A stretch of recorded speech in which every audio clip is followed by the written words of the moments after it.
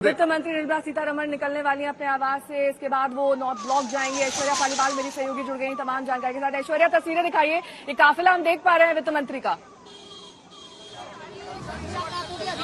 जी देखिए, ये नेहा, यही वो काफिला है वित्त मंत्री का। वित्त मंत्री निर्मला सीतारमण यहाँ से निकल चुकी है। यहाँ से निकलकर नेहा सीधे वो पहुंचेंगी अब फाइनेंस मिनिस्ट्री, जहाँ पे ऑलरेडी एमओएस पंकज चौधरी पहुंच चुके हैं। वहां जाएंगी और जो सीईए है यानी कि चीफ इकोनॉमिक एडवाइजर, उनके साथ 2-4 मिनट की बातचीत होगी और उसके बाद जितने भी मुख्य जो ऑफिसर्स हैं वो सब वित्त मंत्री निर्मला सीतारमण के साथ बाहर आएंगे और फिर होगा वो फोटो ऑप के बाद यहाँ से ये लोग सब जाकर मिलेंगे राष्ट्रपति द्रौपदी मुर्मू से। द्रौपदी मुर्मू के साथ सुबह चाय पियेंगे और उसके बाद जाएंगे, उसके बाद आगे की कार्रवाई बढ़ेंगे और 11 बजे, ठीक 11 बजे जो है निर्मला सीतारमण बजट पढ़ने लगेंगी। नेहा यहाँ से निकल चुकी है निर्मला सीतारमण और अब सीधे आपको निर्मला सीतारमण नजर आएंगी नॉर्थ ब्लॉक की उन सीढ़ियों पर अंदर जाती हुई।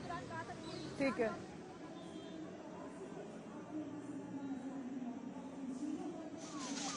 ठीक है। मेरे सहयोगी जितेंद्र बहादुर सिंह भी जुड़े हुए हैं तमाम जानकारी के साथ। वित्त मंत्री निकल चुकी है अपने आवास से। जितेंद्र, अब उसके बाद जहां पर आपकी मौजूदगी है वहां पर वो पहुंच जाएंगी। वहां पर एक सिलसिलेवार तरीके से, एक क्रमबद्ध तरीका है, हर साल हम बजट में यही क्रम देखते हैं, उससे ना इधर ना उधर, और यही आज भी फॉलो किया जा रहा है। बिल्कुल नेहा, अब से थोड़ी देर बाद करीब 5 से 7 मिनट बाद जो है वो निर्मला सीतारमण यहाँ नॉर्थ ब्लॉक फाइनेंस मिनिस्ट्री पहुंच जाएंगी और यहाँ पर हलचलें जो हैं वो तेज हो चुकी हैं। आप देखिए कि जो सिक्योरिटी से जुड़े हुए तमाम कर्मचारी हैं वो यहाँ पर मौजूद हैं नॉर्थ ब्लॉक के बाहर और तमाम मीडिया कर्मी मौजूद हैं। 5 से 6 मिनट के बाद जो है वो निर्मला सीतारमण यहाँ पर पहुँचने वाली हैं और यहाँ एक छोटी सी बैठक होगी वित्त राज्य मंत्री के साथ ही जो इकोनॉमिक एडवाइजर हैं वो भी इस बैठक में मौजूद रहेंगे। इसके साथ ही नेहा आपको बता दें कि यहाँ से कुछ देर बाद जो वित्त मंत्री हैं वो राष्ट्रपति भवन जाएंगी। राष्ट्रपति भवन में कुछ देर रुकेंगी और उसके बाद सीधे वो संसद भवन जाएंगी, जहां पर संसद भवन के गेट पर एक फोटो अपॉर्चुनिटी होगी और 11 बजे के आसपास जो है वित्त मंत्री निर्मला सीतारमण इस बजट को पेश करेंगी। बजट से बहुत सारे लोगों को उम्मीदें इस बार वो लोग जता रहे हैं। उनको लगता है कि चाहे मिडिल क्लास हो या फिर जो करदाता हैं, उनको लग रहा है कि इस बजट से उनको बेहतर सुविधाएं मिलेंगी। टैक्स स्लैब में काफी चेंज होगा। जो किसान है नेहा, उनको ये लग रहा है कि किसानों की जो आय है वो बढ़ेगी इस बजट में जो बदलाव किए जाएंगे। इसके साथ ही ये भी कहा जा रहा है कि एमएसएमई सेक्टर यानी जो छोटे और लघु उद्योग हैं उन क्षेत्र के लिए बेहतर सुविधा इस बजट के जरिए दिया जाएगा। तो ये व्यवस्था जो है वो इस बजट में तब मैं लौटूंगी आपके पास। जफर इस्लाम जी अपनी बात पूरी करना चाहते हैं। सर, 1 मिनट का समय है क्योंकि उसके बाद मैं आशुतोष जी का रिएक्शन लूंगी। नहीं, बस सिर्फ इतना कह रहे थे कि वो बैलेंस जो है, चाहे सोशल सेक्टर के लिए एक्सपेंडिचर हो, चाहे किसान एग्रीकल्चर सेक्टर के लिए हो, हमारे किसान भाई बहनों के लिए हो या मिडिल क्लास के लिए हो, इसलिए कि मिडिल क्लास की उम्मीदें भी जो है बहुत ज्यादा सरकार से रहती है और एक बड़ा मिडिल क्लास उभर के आया है पिछले 10 सालों में।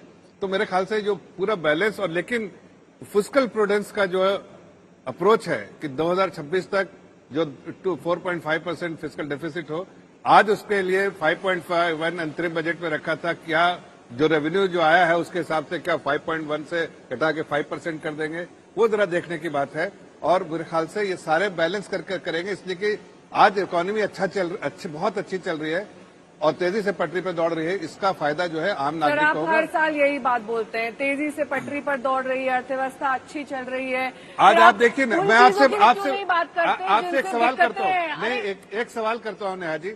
आज दुनिया के परिप्रेक्ष्य में देखिए, दुनिया के जो जीडीपी है, आंकड़ों के लिहाज से बता दिया, आंकड़ों के हिसाब से बोले, जीडीपी क्या देखिए, दुनिया के जीडीपी उसका 18% कंट्रीब्यूशन इस देश से आ रहा है। तो जाहिर है हमारी अर्थव्यवस्था स्ट्रांग है, अच्छे से चल रही है।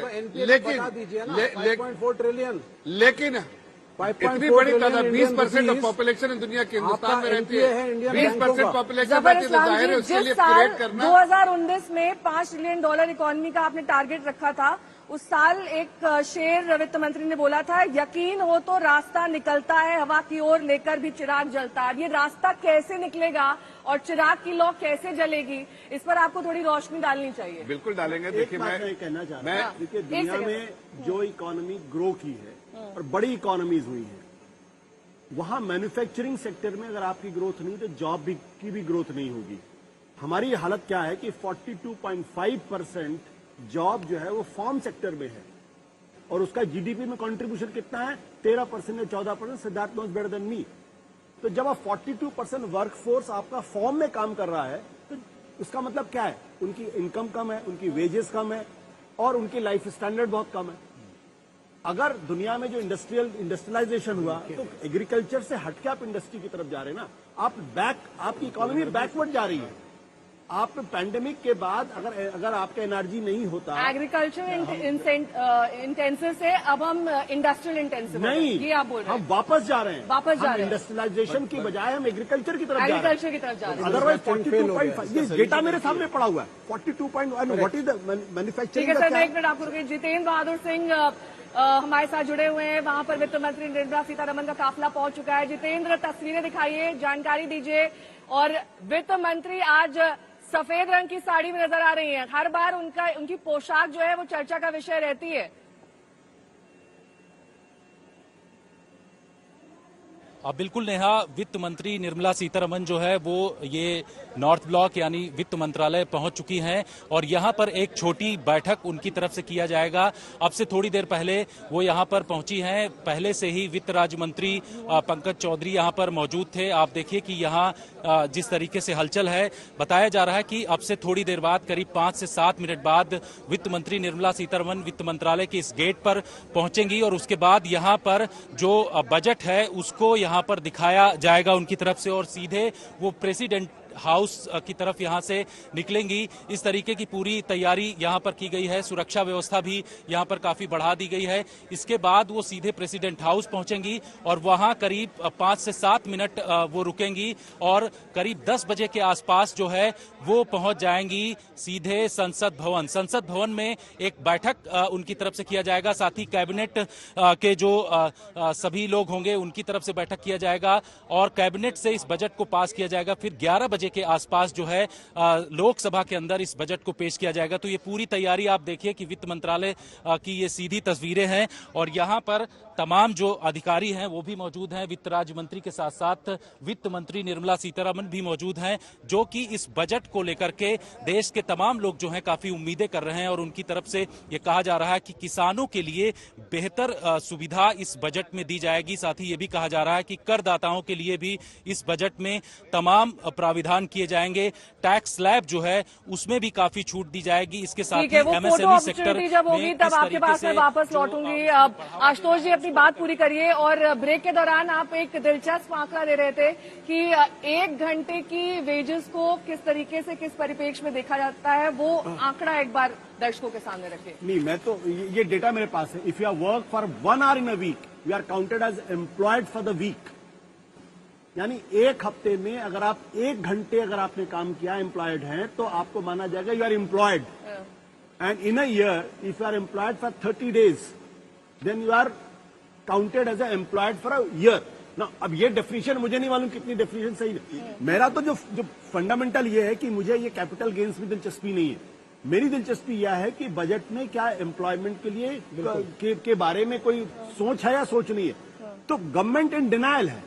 आरबीआई कहती है कि हम 8 करोड़ जॉब हमने क्रिएट कर दी है। डिनायल तो सर इस बात का भी है कि 2 बैसाखी है इनकी, जेडीयू और टीडीपी। छोड़ दीजिए ना उसको। अरे उनके राज्य की जो मांगे हैं वो कैसे पूरी होंगी सर? 1 लाख करोड़ का पैकेज चिंता मत करिए, कैसे चिंता मत करिए। मैं आज जफर साहब को खुश करने वाला अपने बलबूते मैं खुश कर रहा हूं उनको। नीतीश कुमार कहीं जाने वाले नहीं, चिराग पासवान कहीं जाने वाले नहीं है और आपके नायडू साहब कहीं जाने वाले नहीं। पैकेज मिले पैकेज न मिले, उनके हाथ में मलाई का दोना है।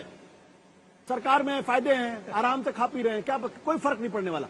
इश्यू क्या है कि जो आम आदमी जिसको हफ्ते में 1 घंटे का जॉब मिल रहा है, अगर वो एम्प्लॉयड है, if that is the situation and लगातार आपका मूड ऑफ द नेशन सर्वे कह रहा है कि लोगों की वेजेस नीचे जा रही है, इनकम जा रही और कोई उम्मीद नहीं आगे बढ़ने की। अगर इसको अगर आपका बजट एड्रेस नहीं कर रहा है तो आप कुछ भी कर लिए, फर्क नहीं पड़ने वाला। डेटा को हम कैसे समझे? नहीं, देखिए 2-3 चीजें समझनी पड़ेंगी। कुल मिला के जितनी भी हमारे देश में एम्प्लॉयमेंट है उसमें से 3/4 इनफॉर्मल सेक्टर में है और इनफॉर्मल एम्प्लॉयमेंट की चैलेंजेस ऑर्गेनाइज सेक्टर एम्प्लॉयमेंट से अलग हैं। अभी तक मोदी सरकार ने, कल मैंने आशुतोष जी इसको जोड़ा, लगभग 10 स्कीम जताई हैं जिसके द्वारा डायरेक्टली या इनडायरेक्टली रोजगार बढ़ाने का प्रयास किया गया है। उसमें आप पीएलआई को भी जोड़ सकते हैं, मुद्रा योजना को भी, जिसे कई बारी मुझे लगता है गलत कहा गया कि पकौड़े बनाने वाली योजना है, ऐसा नहीं था।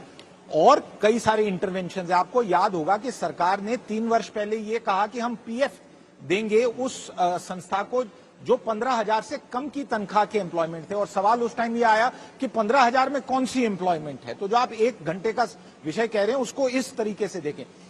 विषय अब यह है कि अगर 80 लाख नई नौकरियां, जो आपने इकोनॉमिक सर्वे का हवाला दिया और ये डेटा बहुत लोग दे रहे हैं, इंटरनेशनल बैंक, सिटी बैंक ने भी 7 मिलियन की बात की, हमें ग्रोथ बढ़ानी पड़ेगी।